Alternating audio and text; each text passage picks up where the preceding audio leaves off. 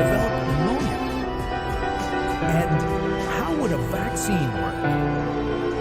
The coronavirus must infect living cells in order to reproduce. Let's have a closer look. Inside the virus, genetic material contains the information to make more copies of itself. A protein shell provides a hard protective enclosure for the genetic material as the virus travels between the people it infects.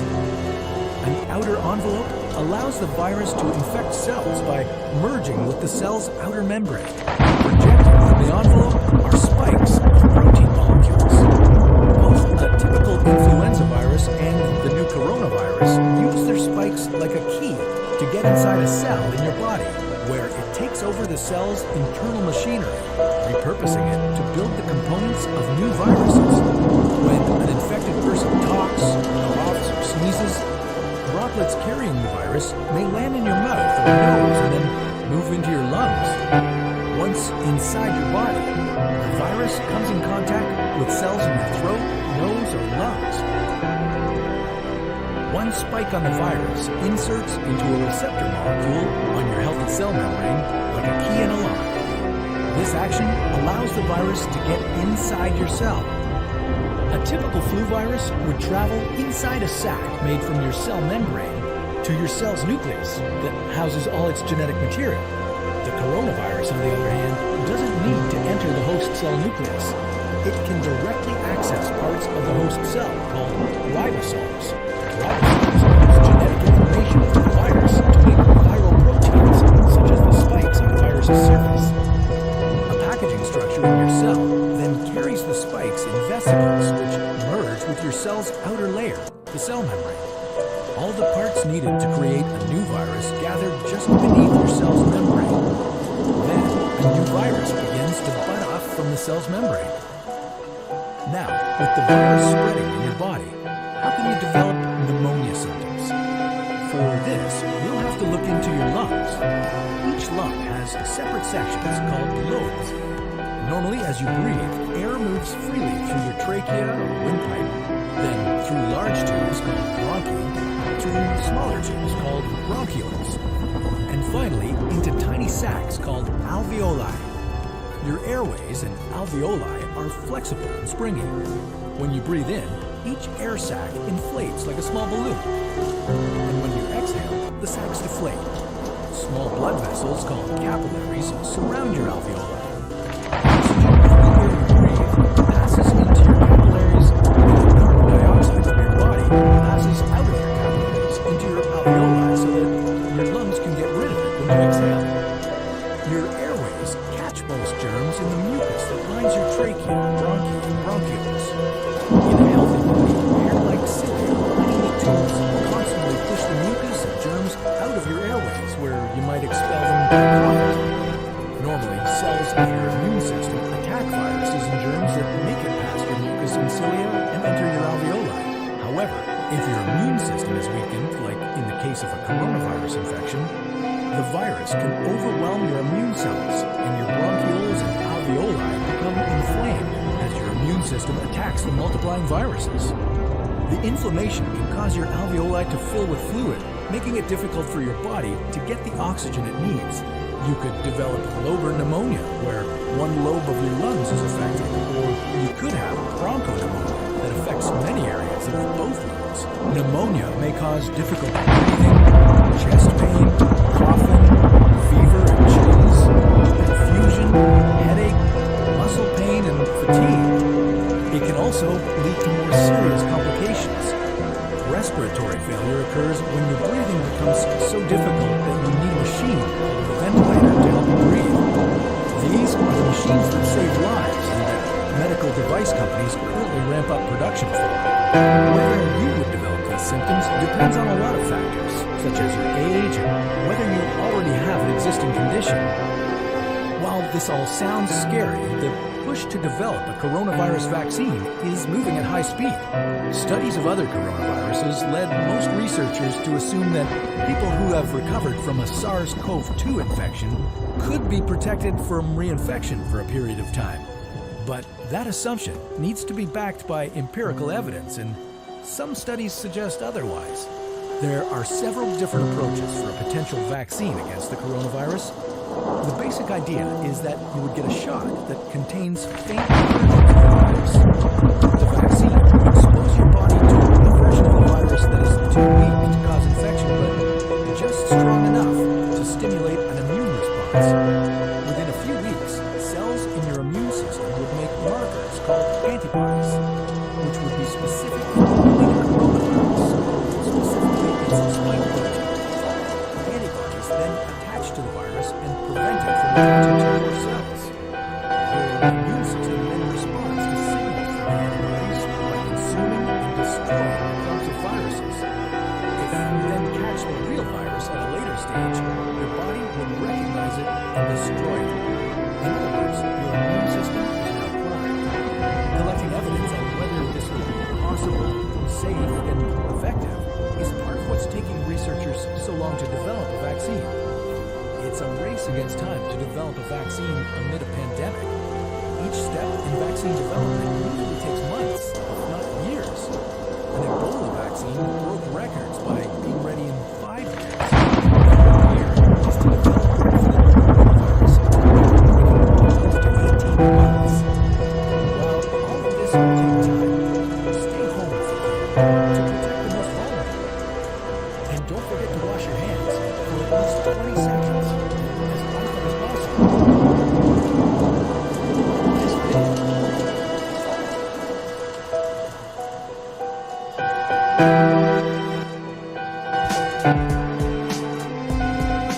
This is SARS-CoV-2.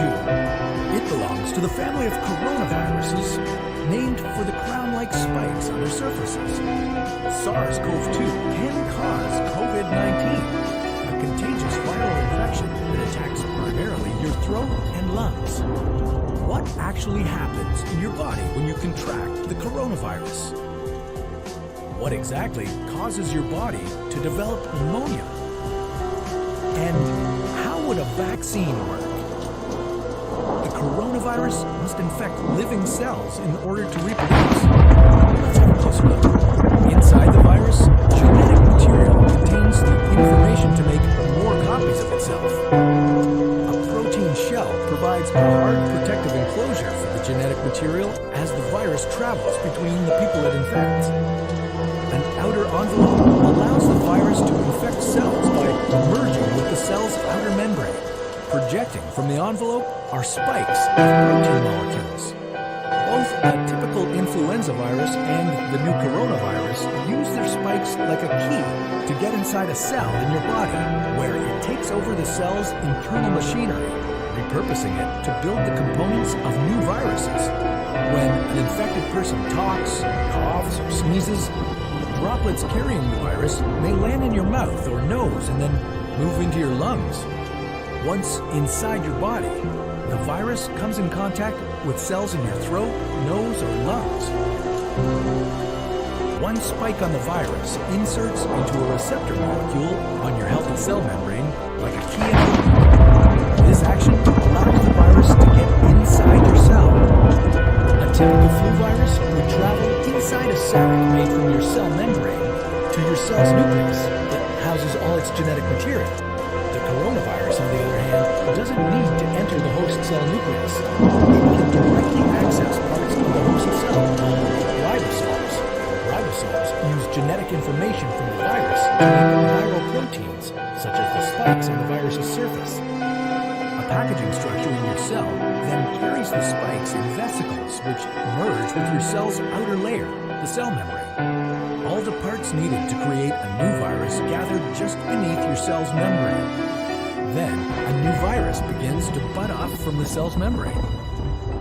Now, with the virus spreading in your body, how can you develop pneumonia symptoms? For this, we'll have to look into your lungs. Each lung has separate sections called lobes. Normally, as you breathe, air moves freely through your trachea or windpipe, then through large tubes, through smaller tubes called bronchioles, and finally into tiny sacs called alveoli. Your airways and alveoli are flexible and springy. When you breathe in, each air sac inflates like a small balloon. And when you exhale, the sacs deflate. capillaries surround your alveoli. Oxygen from the air you breathe passes into your capillaries, and then carbon dioxide from your body passes out of your capillaries into your alveoli so that your lungs can get rid of it when you exhale. Your airways catch most germs in the mucus that lines your trachea, bronchi, and bronchioles. In a healthy body, hair-like cilia lining the tubes constantly push the mucus and germs out of your airways, where you might expel them by coughing.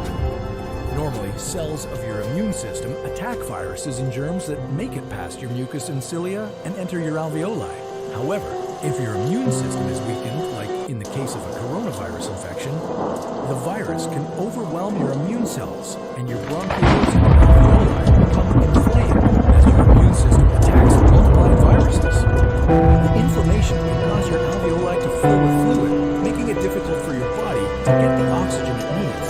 You could develop lobar pneumonia, where one lobe of your lungs is affected, or you could have bronchopneumonia that affects many areas of both lungs. Pneumonia may cause difficulty breathing, chest pain, coughing, fever and chills, confusion, headache, muscle pain, and fatigue. It can also lead to more serious complications. Respiratory failure occurs when your breathing becomes so difficult that you need a machine called a ventilator to help you breathe. These are the machines that save lives and that medical device companies currently ramp up production for. Whether you would develop these symptoms depends on a lot of factors, such as your age and whether you already have an existing condition. While this all sounds scary, the push to develop a coronavirus vaccine is moving at high speed. Studies of other coronaviruses led most researchers to assume that people who have recovered from a SARS-CoV-2 infection could be protected from reinfection for a period of time. But that assumption needs to be backed by empirical evidence, and some studies suggest otherwise. There are several different approaches for a potential vaccine against the coronavirus. The basic idea is that you get a shot that contains faint virus. The vaccine would expose your body to a version of the virus that is too weak to cause infection, but just strong enough to stimulate an immune response. Within a few weeks, cells in your immune system would make markers called antibodies, which would be specific for only the coronavirus, or specifically its spike protein. Antibodies then attach to the virus and prevent it from attaching to your cells. Your immune system then responds to signals from the antibodies by consuming and destroying the clumps of viruses. If you then catch the real virus at a later stage, your body would recognize it and destroy it. In other words, your immune system is now collecting evidence of whether this will be possible, safe, and effective is part of what's taking researchers so long to develop a vaccine. It's a race against time to develop a vaccine amid a pandemic. Each step in vaccine development usually takes months, if not years. The vaccine holds records by bringing live results. The hope here is to develop one for the new coronavirus in a record-breaking 12 to 18 months. While all of this will take time, stay home if you can to protect the most vulnerable. And don't forget to wash your hands for at least 20 seconds, as often as possible. This video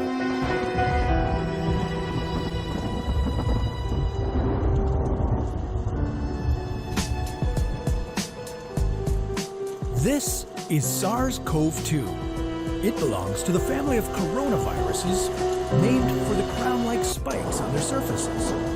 SARS-CoV-2 can cause COVID-19, a contagious viral infection that attacks primarily your throat and lungs.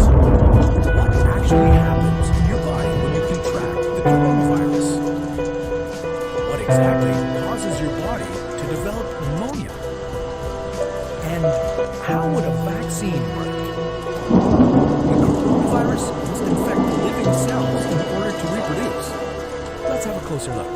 Inside the virus, genetic material contains the information to make more copies of itself. A protein shell provides a hard protective enclosure for the genetic material as the virus travels between the people it infects. An outer envelope allows the virus to infect cells by merging with the cell's outer membrane, Projecting from the envelope are spikes of protein molecules. Both a typical influenza virus and the new coronavirus use their spikes like a key to get inside a cell in your body, where it takes over the cell's internal machinery, repurposing it to build the components of new viruses. When an infected person talks, coughs, or sneezes, droplets carrying the virus may land in your mouth or nose and then move into your lungs. Once inside your body, the virus comes in contact with cells in your throat, nose, or lungs. One spike on the virus inserts into a receptor molecule on your healthy cell membrane like a key in a lock. This action allows the virus to get inside your cell. A typical flu virus would travel inside a sac made from your cell membrane to your cell's nucleus that houses all its genetic material. The coronavirus, on the other hand, doesn't need to enter the host cell nucleus. It can directly access parts of the host cell called ribosomes. Ribosomes use genetic information from the virus to make viral proteins, such as the spikes on the virus's surface. A packaging structure in your cell then carries the spikes in vesicles, which merge with your cell's outer layer, the cell membrane. All the parts needed to create a new virus gathered just beneath your cell's membrane. Then, the new virus begins to bud off from the cell's membrane. Now, with the virus spreading in your body, how can you develop pneumonia symptoms? For this, we'll have to look into your lungs. Each lung has separate sections called lobes. Normally, as you breathe, air moves freely through your trachea or windpipe, then through large tubes called bronchi, through smaller tubes called bronchioles, and finally into tiny sacs called alveoli. Your airways and alveoli are flexible and springy. When you breathe in, each air sac inflates like a small balloon. And when you exhale, the sacs deflate. Small blood vessels called capillaries surround your alveoli. Oxygen from the air you breathe passes into your capillaries, and then carbon dioxide from your body passes out of your capillaries into your alveoli so that your lungs can get rid of it when you exhale. Your airways catch most germs in the mucus that lines your trachea, bronchi, and bronchioles. In a healthy body, hair-like silk constantly push the mucus and germs out of your airways, where you might expel them by coughing. Normally, cells of your immune system attack viruses and germs that make it past your mucus and cilia and enter your alveoli. However, if your immune system is weakened, like in the case of a coronavirus infection, the virus can overwhelm your immune cells, and your bronchioles and alveoli become inflamed as your immune system attacks the multiplying viruses. The inflammation can cause your alveoli to fill with fluid, making it difficult for your body to get the oxygen it needs. You could develop lobar pneumonia, where one lobe of your lungs is affected, or you could have bronchopneumonia that affects many areas of both lungs. Pneumonia may cause difficulty breathing, chest pain, coughing, fever and chills, confusion, headache, muscle pain, and fatigue. It can also lead to more serious complications. Respiratory failure occurs when your breathing becomes so difficult that you need a machine called a ventilator to help you breathe. These are the machines that save lives and that medical device companies currently ramp up production for. Whether you would develop these symptoms depends on a lot of factors, such as your age and whether you already have an existing condition. While this all sounds scary, the push to develop a coronavirus vaccine is moving at high speed. Studies of other coronaviruses led most researchers to assume that people who have recovered from a SARS-CoV-2 infection could be protected from reinfection for a period of time. But that assumption needs to be backed by empirical evidence, and some studies suggest otherwise. There are several different approaches for a potential vaccine against the coronavirus. The basic idea is that you would get a shot that contains faint versions of the virus. The vaccine would expose your body to a version of the virus that is too weak to cause infection, but just strong enough to stimulate an immune response. Within a few weeks, cells in your immune system would make markers called antibodies, which would be specific for only the coronavirus or its spike protein. Antibodies then attach to the virus and prevent it from attaching to your cells.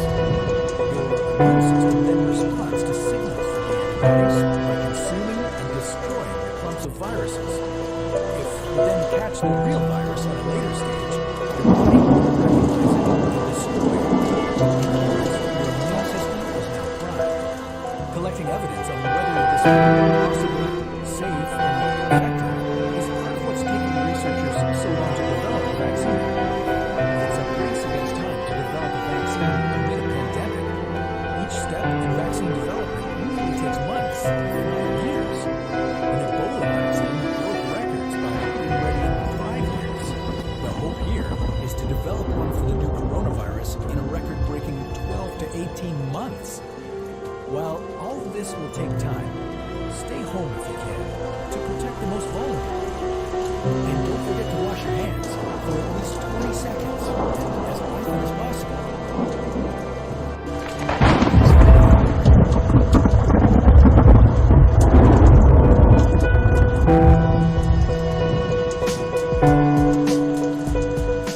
This is SARS-CoV-2.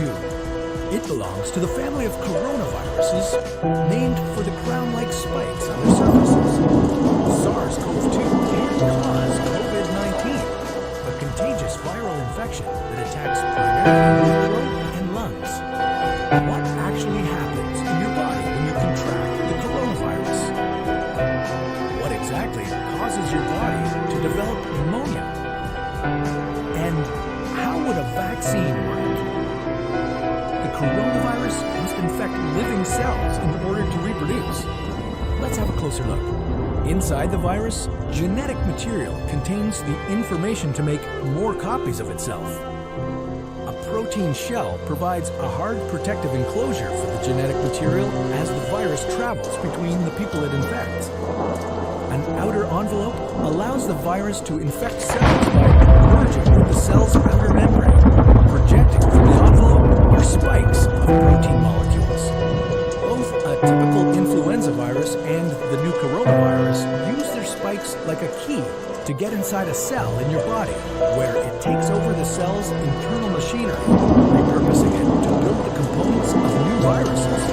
When an infected person talks, coughs, or sneezes, droplets carrying the virus may land in your mouth or nose and then move into your lungs. Once inside your body, the virus comes in contact with cells in your throat, nose, or lungs. One spike on the virus inserts into a receptor molecule on your healthy cell membrane like a key in a lock. This action allows the virus to get inside your cell. A typical flu virus would travel inside a sac made from your cell membrane to your cell's nucleus that houses all its genetic material. The coronavirus, on the other hand, doesn't need to enter the host cell nucleus. It can directly access parts of the host cell called ribosomes. Ribosomes use genetic information from the virus to make viral proteins, such as the spikes on the virus's surface. A packaging structure in your cell then carries the spikes in vesicles, which merge with your cell's outer layer, the cell membrane. All the parts needed to create a new virus gather just beneath your cell's membrane. Then, a new virus begins to bud off from the cell's membrane. Now, with the virus spreading in your body, how can you develop pneumonia symptoms? For this, we'll have to look into your lungs. Each lung has separate sections called lobes. Normally, as you breathe, air moves freely through your trachea or windpipe, then through large tubes called bronchi, through smaller tubes called bronchioles, and finally into tiny sacs called alveoli. Your airways and alveoli are flexible and springy. When you breathe in, each air sac inflates like a small balloon. And when you exhale, the sacs deflate. Small blood vessels called capillaries surround your alveoli. Oxygen from the air you breathe passes into your capillaries, and then carbon dioxide from your body passes out of your capillaries into your alveoli so that your lungs can get rid of it when you exhale. Your airways catch most germs in the mucus that lines your trachea, bronchi, and bronchioles. In a healthy body, hair-like cilia lining the tubes constantly push the mucus and germs out of your airways, where you might expel them by coughing. Normally, cells of your immune system attack viruses and germs that make it past your mucus and cilia and enter your alveoli. However, if your immune system is weakened, like in the case of a coronavirus infection, the virus can overwhelm your immune cells, and your bronchioles and alveoli become inflamed as your immune system attacks the multiplying viruses. The inflammation can cause your alveoli to fill with fluid, making it difficult for your body to get the oxygen it needs. You could develop lobar pneumonia, where one lobe of your lungs is affected, or you could have bronchopneumonia that affects many areas of your lungs. Pneumonia may cause difficulty breathing, chest pain, coughing, fever and chills, confusion, headache, muscle pain, and fatigue. It can also lead to more serious complications. Respiratory failure occurs when your breathing becomes so difficult that you need a machine or a ventilator to help you breathe. These are the machines that save lives and that medical device companies currently ramp up production for. Whether you would develop these symptoms depends on a lot of factors, such as your age and whether you already have an existing condition. While this all sounds scary, the push to develop a coronavirus vaccine is moving at high speed. Studies of other coronaviruses led most researchers to assume that people who have recovered from a SARS-CoV-2 infection could be protected from reinfection for a period of time. But that assumption needs to be backed by empirical evidence, and some studies suggest otherwise. There are several different approaches for a potential vaccine against the coronavirus. The basic idea is that you get a shot that contains faint versions of the virus. The vaccine will expose your body to a version of the virus that is too weak to cause infection, but just strong enough to stimulate an immune response. Within a few weeks, cells in your immune system will make markers called antibodies, which will be specific for only the coronavirus, or specifically its spike protein. Antibodies then attach to the virus, prevent it from attaching to your cells. Your immune system then responds to signals from the antibodies by consuming and destroying the clumps of viruses. If you then catch the real virus at a later stage, your body will recognize it and destroy it. In other words, your immune system is now primed. Collecting evidence on whether this will be possible, safe, and effective is part of what's taking researchers so long to develop a vaccine. It's a race against time to develop a vaccine amid a pandemic. Each step in vaccine development usually takes months, if not years. An Ebola vaccine was already in 5 years. The hope here is to develop one for the new coronavirus in a record-breaking 12 to 18 months. While all of this will take time, stay home if you can to protect the most vulnerable. And don't forget to wash your hands. Always stay safe. This video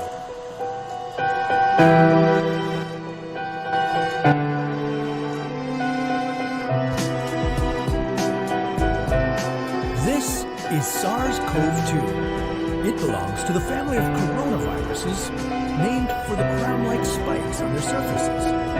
SARS-CoV-2 can cause COVID-19, a contagious viral infection that attacks primarily your throat and lungs. What actually happens in your body when you contract the coronavirus?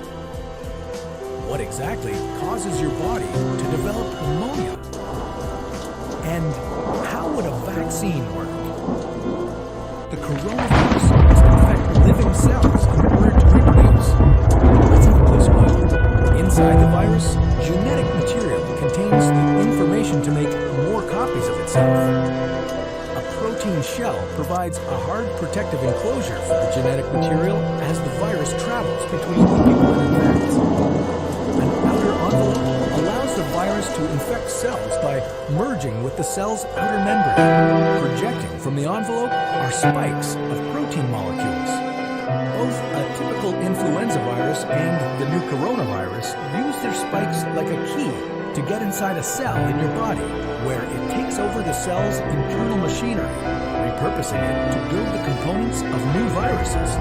When an infected person talks, coughs, or sneezes, droplets carrying the virus may land in your mouth or nose and then move into your lungs. Once inside your body, the virus comes in contact with cells in your throat, nose, or lungs. One spike on the virus inserts into a receptor molecule